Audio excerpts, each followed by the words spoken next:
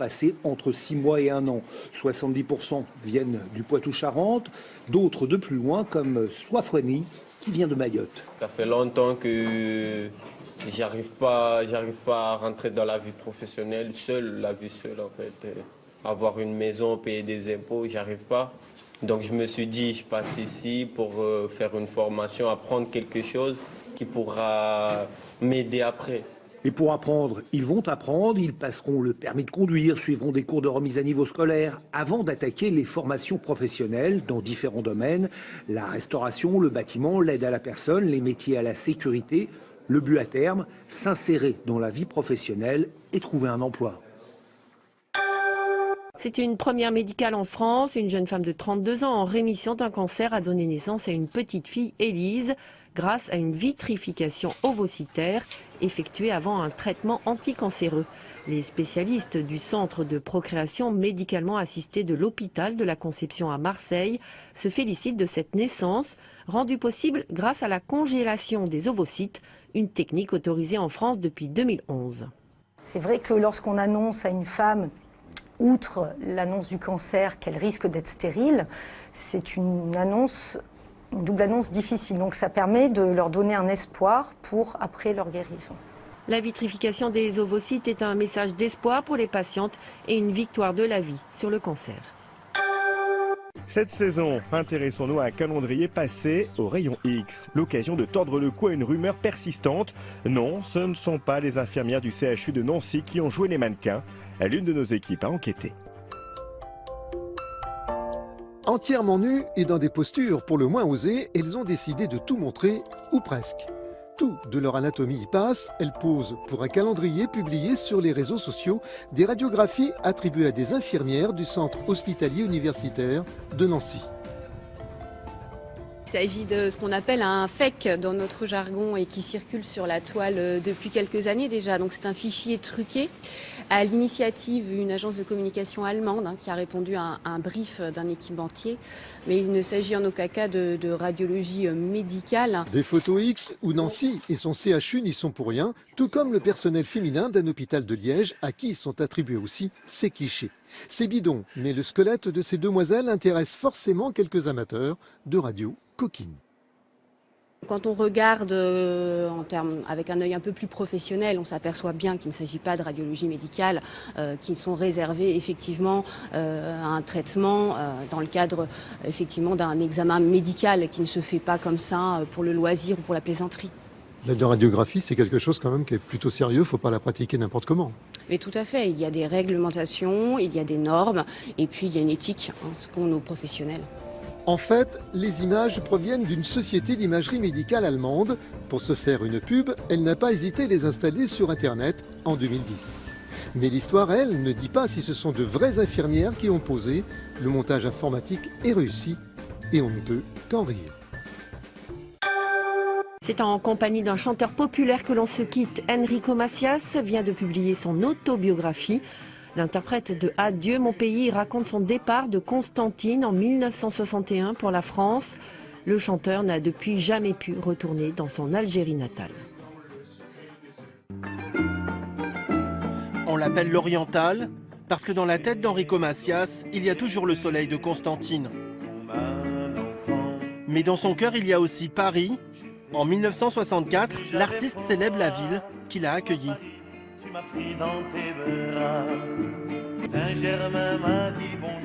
La chanson rencontre un succès immédiat, mais elle va aussi faire quelques mécontents.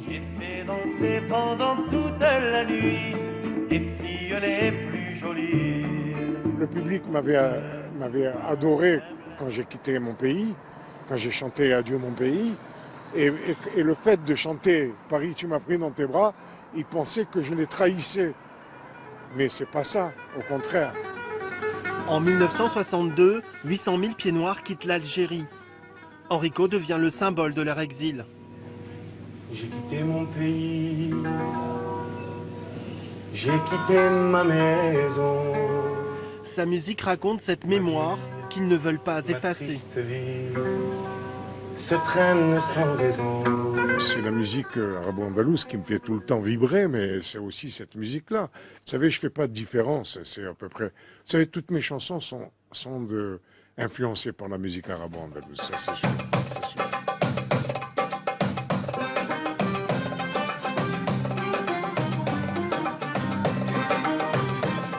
Au fil du temps, Enrico n'a pas perdu ses racines. Son répertoire s'est parfois éloigné, mais tout le ramène à la musique de son enfance. Dans ses orchestres, où juifs, musulmans et chrétiens jouaient ensemble sous le ciel bleu de l'Algérie.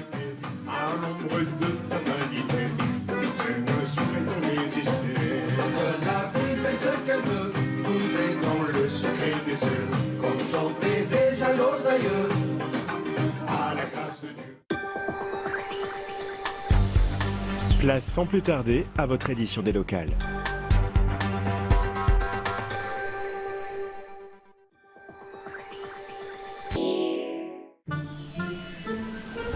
La météo avec Assuropoil. Mutuelle santé chien-chat. Madame, monsieur, bonsoir. Première offensive de l'hiver pour cette fin de semaine avec du froid et des giboulées de neige essentiellement sur l'est du pays. Alors pourquoi on voit ça sur cette image satellite? On a deux perturbations qui arrivent donc sur le pays pour demain. On voit ça dans le détail sur la carte des fronts avec une première perturbation qui glisse depuis les îles britanniques et une deuxième qui arrive par la façade atlantique. Une perturbation qu'on retrouve ce soir. Eh bien justement sur cette façade atlantique, elle nous apporte des averses dans ce flux de sud à 70 km/h. Quelques giboulées de neige notamment sur l'Alsace, sur les Vosges, et puis risque d'avalanche, très prudent sur les Alpes du Nord. Alors pour demain matin, deux perturbations. La première du Poitou jusqu'aux Ardennes, qui donnera des averses, et puis une deuxième des Pyrénées jusqu'aux Alpes du Nord. Là, ce sont des pluies continues, modérées. Ces deux perturbations vont se conjuguer, fusionner en cours de journée. Retour quand même d'éclaircies à partir de la façade atlantique jusqu'au bassin parisien, et quelques averses également près des côtes de la Manche.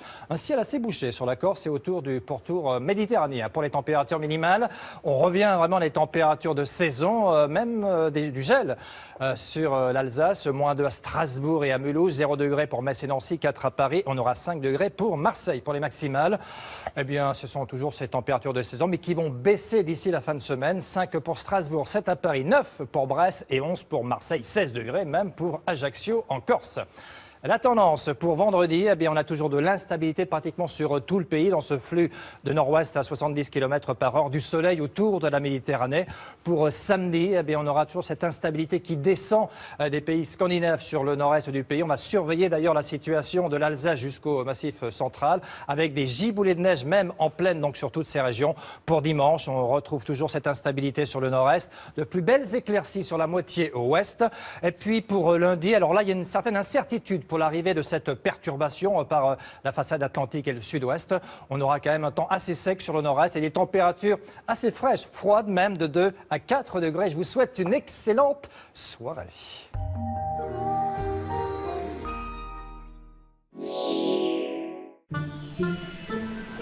C'était la météo avec Assuropoil, Mutuelle santé chien-chat.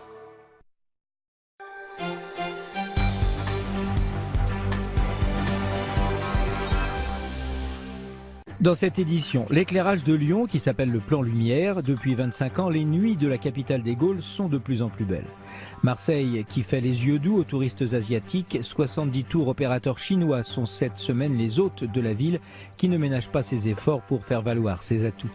Et pour commencer cette polémique en Languedoc-Roussillon, une polémique qui anime la ville du Grau-du-Roi. Une association demande à la municipalité de renoncer au slogan anglophone qu'elle a choisi pour vanter ses charmes, « Let's Grow ».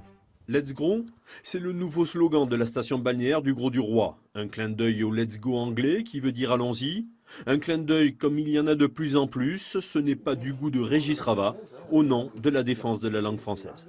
C'est plus des clins d'œil, c'est carrément un coup de pied au cul à la langue française, quoi. Donc, à un moment donné, il faut quand même réagir et se poser des questions et se dire où va-t-on ? L'association Francophonie à venir demande à la ville du Grau-du-Roi de franciser son slogan. Elle s'appuie sur la loi Toubon relative à l'emploi de la langue française et menace de saisir le juge administratif. Côté Grolin, c'est wait and see, on joue la montre.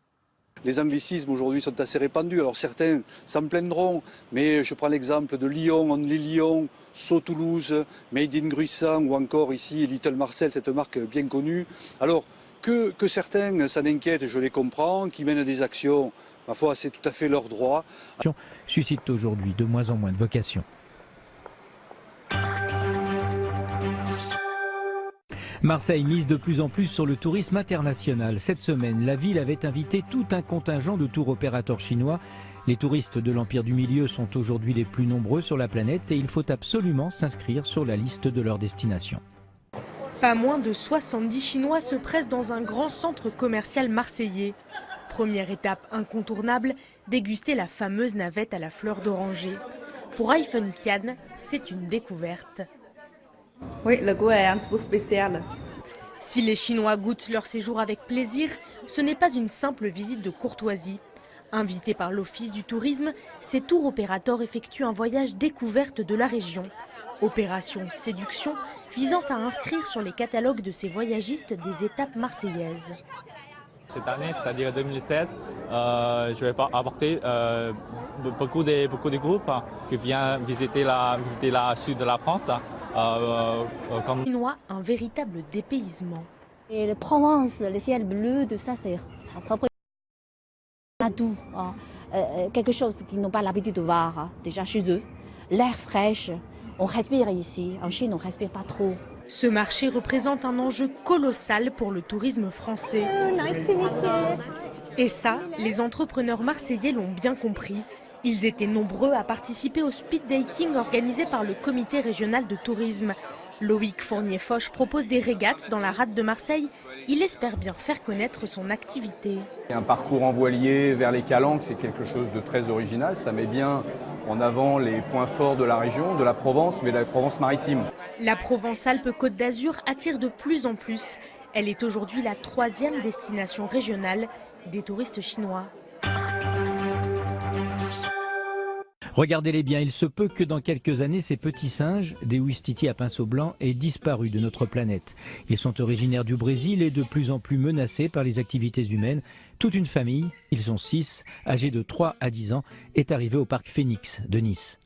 Dans un groupe familial tel que celui-là, c'est la femelle dominante qui domine tout le groupe et elle peut inhiber chimiquement, c'est-à-dire à la manière des fourmis, avec les phéromones, les autres femelles, pour pas qu'elles puissent se reproduire. La deuxième particularité, c'est qu'ils ont un mode de communication par ultrasons. On n'arrive pas à entendre, mais ils sifflent tout le temps entre eux. Intérêt pour le parc qui les accueille, ces ouistitis sont très actifs depuis très tôt le matin jusqu'à tard le soir. À Lyon, la nuit est de plus en plus belle. Les ponts qui traversent le Rhône bénéficient par exemple d'un éclairage savant pensé en liaison avec les origines du fleuve. Depuis 25 ans, la nuit lyonnaise ne fait qu'embellir. Et si la nuit, on regardait le pont Lafayette sous un nouveau jour? C'est le pari des équipes de l'éclairage public de la ville de Lyon. Une refonte de son illumination permanente pour souligner la majesté de ces structures. Et le but, c'était d'éclairer les deux tampons en lumière froide, éclairer les piles en lumière chaude et révéler la sous-face du pont en lumière bleutée, parce que la lumière bleutée rappelle le plan lumière de la ville où le Rhône est né de l'ère glaciaire et on a choisi d'éclairer plutôt les ponts en teinte froide sur le Rhône. Chaque pont est un concentré du savoir-faire lyonnais entre science, expérience et patience. On fait d'abord un concept, puis après on fait des tests, et puis après on passe beaucoup de nuits dehors.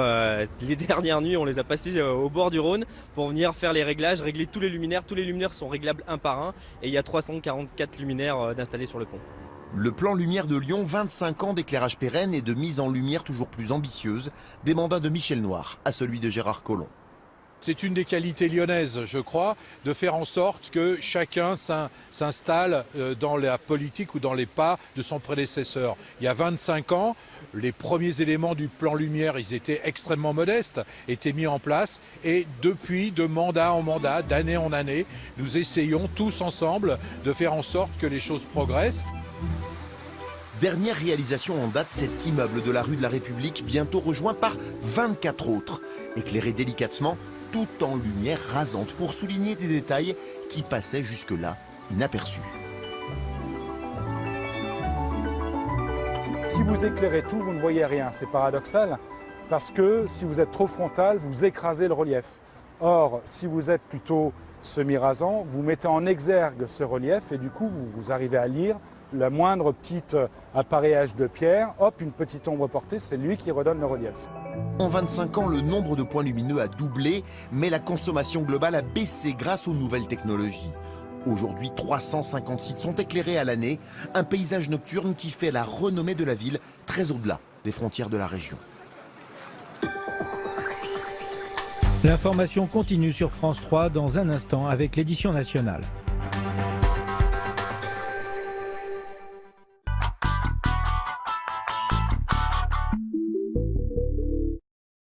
Vous avez pas de salade en sachet?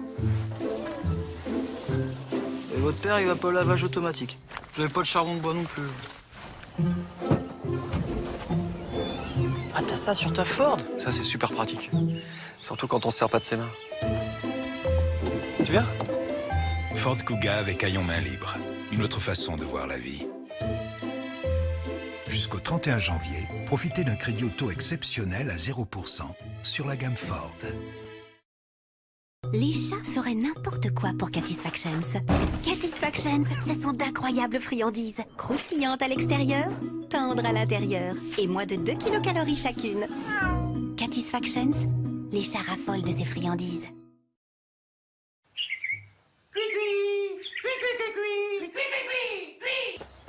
Grand-père, tu es le plus gentil des grands-pères. Grand-père, tu es le plus gentil des grands-pères.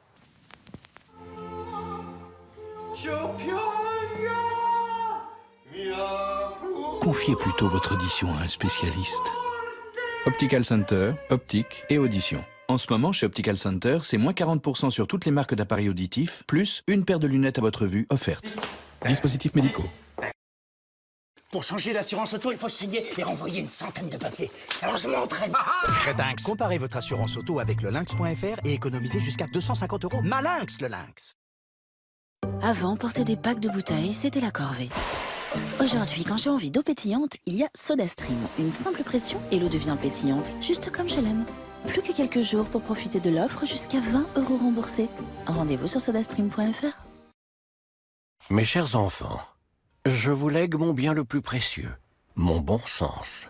Pour mes obsèques, allez chez Rock Éclair.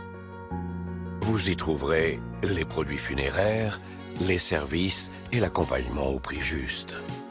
Entre nous, l'argent est bien plus utile aux vivants. Rock Éclair, parce que la vie est déjà assez chère. Rock Éclair, le contrat obsèque, 5,29 € par mois. Free Action, l'électromusculation tactile sans fil de Sport Elec. Musclez-vous. Allez sur trivago.fr, tapez votre destination, vos dates de séjour et cherchez. Alors pensez-y, Trivago compare tous les prix pour une même chambre et vous trouve la meilleure offre. Un hôtel, Trivago. Made.com change les règles du design. Des collections originales et exclusives.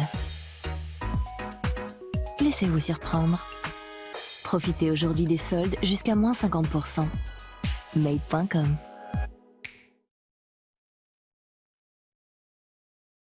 Pour moi, la base d'une relation épanouie, c'est de partager des passions et des valeurs communes. C'est pourquoi j'ai choisi Élite Rencontre.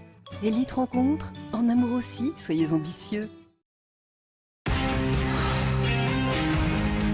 Le pouvoir est en vous. CB12, haleine ultra fraîche, votre dose quotidienne de confiance. Dis coucou. Papa. Il a dit papa. Il a dit papa. C'est le deuxième plus beau jour de ma vie. Ah, on se sent vraiment bien dans cette voiture. En plus, le moteur PureTech a été élu moteur de l'année. En ce moment, sur C4, vous pouvez bénéficier d'une reprise Argus plus 4 500 €. Pendant les jours qui font du bien, profitez d'une reprise Argus plus 4 500 € sur Citroën C4. Citroën.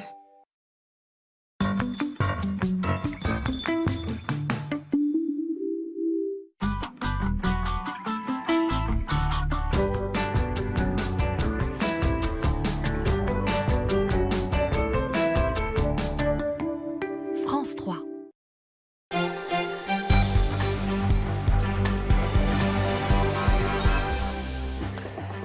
Bonsoir à tous, bienvenue dans le 19-20. Avalanche meurtrière aux Deux-Alpes cet après-midi. Il y a au moins 3 morts, 3 blessés graves. Les recherches se poursuivent pour localiser d'éventuelles personnes encore ensevelies. La majorité des victimes faisaient partie d'un groupe d'élèves du lycée Saint-Exupéry de Lyon. Nous serons dans quelques instants avec nos envoyés spéciaux dans les Alpes et à Lyon. L'inquiétude chez les salariés de General Electric, le groupe américain annonce la suppression de 831 postes en France. La direction promet toujours de créer 1000 emplois nets d'ici 2017. L'engagement avait été pris lors du rachat du pôle énergie d'Alstom. L'attentat d'hier à Istanbul risque de porter un nouveau coup sévère au tourisme en Turquie. Rencontre aujourd'hui avec des Français vigilants mais bien déterminés à poursuivre leur séjour. Après les bonnets rouges, voici les bonnets roses, un mouvement d'éleveurs de porcs bretons qui prend de l'ampleur. Premier test demain avec un grand rassemblement dans les Côtes d'Armor. Et puis, insolite, une course de voitures électriques en plein Paris, ce sera en avril, une première. Alors qu'il est, le bilan est déjà lourd. Au moins 3 morts, dont 2 adolescents, 3 blessés graves, 2 jeunes et leurs professeurs. Et c'est un bilan qui pourrait encore s'alourdir puisqu'on recherche d'éventuelles autres personnes encore ensevelies. L'avalanche s'est déclenchée en fin d'après-midi sur une piste fermée des Deux-Alpes. Jocelyn Debroux. Les moyens de secours ont été déployés très rapidement sur les lieux de l'avalanche. Elle s'est déclenchée près de Grenoble, dans la station des Deux-Alpes. C'est un groupe de lycéens originaires de Lyon qui a été surpris peu avant 16 heures. Plusieurs d'entre eux ont été ensevelis. Nous avons été très rapidement informés par le groupe de lycéens qui étaient sortis de l'avalanche, qui n'avaient pas été pris dans cette avalanche. Et eux, tout de suite, nous ont confirmé que personne n'était équipé de détecteurs d'avalanche. On a déclenché extrêmement rapidement les secours sur place. À 15h46, les premiers secours étaient sur place avec un chien d'avalanche. Et puis, nous avons ensuite déployé une centaine de personnes avec des sondes et 5 chiens d'avalanche pour tenter de retrouver les personnes. Sur place, 3 hélicoptères équipés de caméras. Pourquoi ce groupe se trouvait-il sur cette piste noire, fermée au public depuis le début de la saison?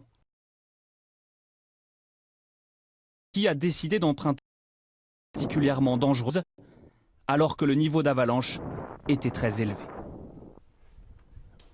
On va tout de suite aller aux Deux-Alpes rejoindre Damien Borelli. Bonsoir Damien. Est-ce qu'on sait s'il y a encore des personnes portées disparues qui pourraient encore se retrouver sous la neige?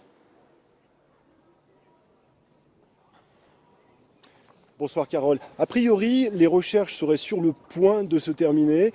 La centaine de secouristes qui sont sur place depuis 16 heures, un petit peu avant 16 heures, étaient à pied d'œuvre au cas où une éventuelle victime supplémentaire aurait été sous l'avalanche. Mais a priori, il n'y aurait pas de disparus déclarés. Alors c'est toujours la consternation ici, puisque, comme ça a été rappelé précédemment, le secteur sur lequel s'est produit cette avalanche était fermé aux skieurs. Et donc ce groupe s'y est aventuré malheureusement. Donc le bilan est très lourd, vous l'avez rappelé, 3 décès, 2 personnes grièvement blessées, dont le professeur donc, de ce groupe de lycéens polytraumatisés. Ici aux Deux-Alpes, c'est donc la consternation, surtout que c'était le jour de l'inauguration de la station de Loisan. Merci beaucoup Damien. Consternation et bien sûr émotion et choc au lycée Saint-Exupéry de Lyon, dont sont originaires le groupe d'adolescents, de lycéens avec leurs professeurs qui étaient partis skier aux Deux-Alpes. On y rejoint Paul Satis. Bonsoir Paul. C'est le choc bien sûr chez les enseignants mais aussi chez les élèves. Oui, ici c'est un collège-lycée privé de 1600 élèves.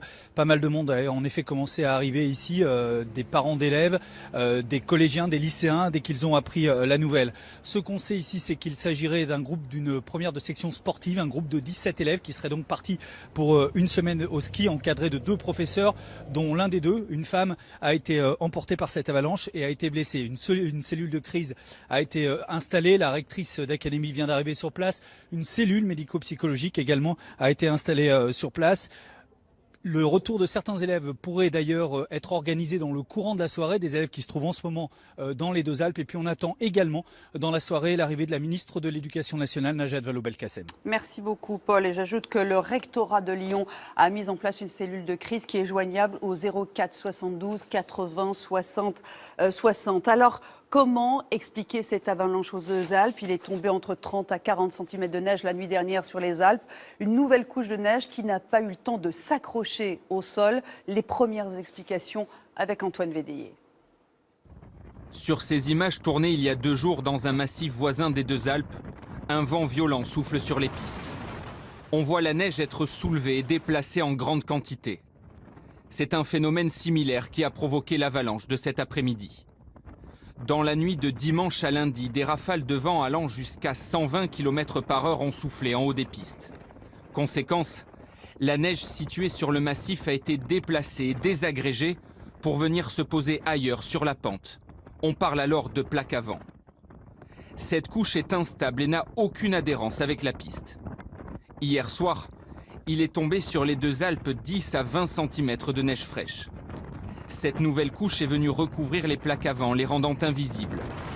Il suffit de faire pression sur ces plaques pour déclencher l'avalanche. Il y a de grandes chances que ce soit les skieurs qui eux-mêmes déclenché la plaque qui les a ensevelis. Je dis bien la plaque parce qu'il n'y avait pas énormément de neige, mais ces derniers jours, il y a eu de forts vents et qui ont formé des accumulations assez nombreuses et importantes dans certains secteurs. Le risque d'avalanche reste élevé à 4 sur 5. 20 cm de neige sont encore attendus demain dans les Alpes du Nord. Voilà ce que l'on pouvait dire ce soir sur cette avalanche aux deux Alpes qui a fait au moins 3 morts et 3 blessés graves. Des informations à retrouver sur l'application France TV Info. Au chapitre économique maintenant, l'inquiétude ce soir des salariés de General Electric. Ils ont appris aujourd'hui que le groupe américain allait supprimer 6500 postes dans le monde, dont 831 en France. Du coup, les syndicats doutent de l'engagement qui avait été pris à l'automne lors du rachat de la branche énergie d'Alstom. L'Américain avait promis alors de créer 1000 emplois nets d'ici 2017. Le gouvernement se dit vigilant aujourd'hui. Sophie Piard, Chloé Cormery-Laville. Dans les étages, la direction détaille son plan social au syndicat. Les salariés, eux, n'ont pas reçu confirmation de cette rumeur qui court depuis quelques semaines. Je ne suis pas au courant. Nous n'avons pas été informés. J'ai pas eu l'information officielle, donc je ne peux pas vous dire. À la sortie du comité d'entreprise, les syndicalistes sont sous le choc. La direction évoque un marché difficile. Elle entend supprimer 831 emplois en France, essentiellement au siège de Levallois et à Massy. Des salariés tous issus de la branche énergie d'Alstom, rachetés il y a à peine 2 mois par le groupe américain. Les salariés doivent aujourd'hui déchanter. General Electric ne vient pas vers nous avec des plans d'investissement, avec une vision stratégique, mais avec un plan de licenciement boursier. Le PDG de General Electric ne l'avait pas caché. Il comptait restructurer les services administratifs et d'ingénierie. Il s'engageait aussi à créer parallèlement 1000 postes en France. La direction affirme aujourd'hui que cette promesse sera tenue dans les 3 ans. Alors les syndicats font leurs calculs. Si on doit supprimer 831 personnes au jour d'aujourd'hui et si on doit en créer 1000 demain, il faut donc embaucher 1831 personnes demain. Le gouvernement français avait accepté la vente d'une partie d'Alstom en échange de ces 1000 créations d'emplois et du maintien des sites industriels. Le ministre français de l'économie a promis aujourd'hui qu'il vérifierait que General Electric respecte ses engagements. Le mineur qui avait agressé un enseignant juif à Marseille a été mis en examen aujourd'hui pour tentative d'assassinat en relation avec une entreprise terroriste. Le parquet a demandé son placement en détention provisoire. Et depuis cette agression, le port ou non de la kippa fait débat. Ce soir, François Hollande estime que personne ne doit se cacher en raison de ses choix religieux. On l'écoute. Il est insupportable dans notre pays que des citoyens se voient inquiétés, agressés, frappés en raison de leurs choix religieux. Il est insupportable qu'ils puissent en tirer la conclusion qu'il faudrait se cacher. L'appel du consistoire de Marseille a évité